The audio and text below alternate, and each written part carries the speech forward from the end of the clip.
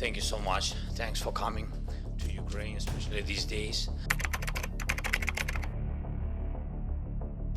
And we know this is a challenging time, but we also know that in the near term, the assistance is now on the way.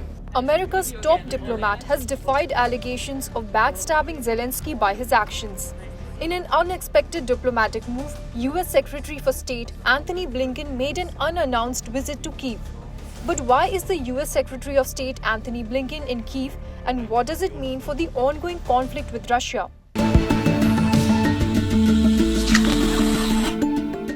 Blinken's arrival in Kyiv marked a significant show of solidarity from the United States.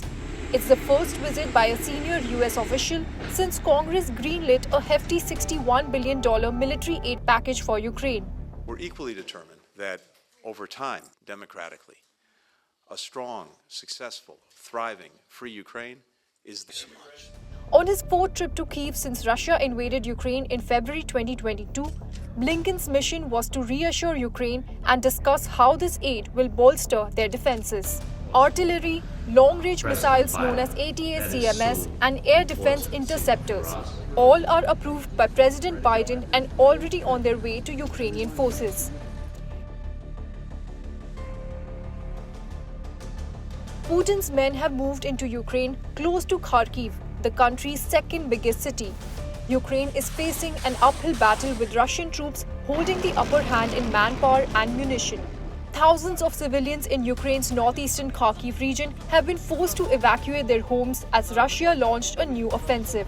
Ukrainian President Zelensky warned of intense fighting, with villages becoming battlegrounds, and Russia claimed to have made progress in the area.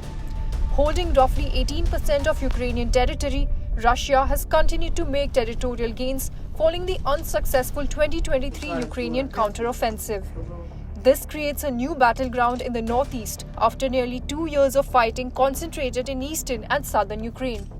The attack might force Ukraine to move some of its weakened troops away from the east, where Russia has been making gains.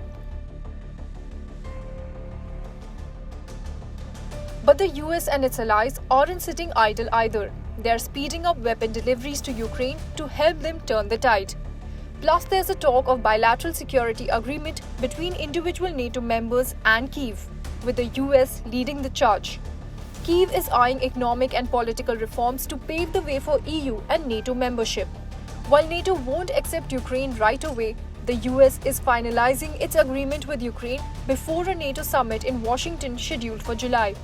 At previous NATO summit, major wealthy nations agreed to negotiate individual security deals with Ukraine that would prove long-term support.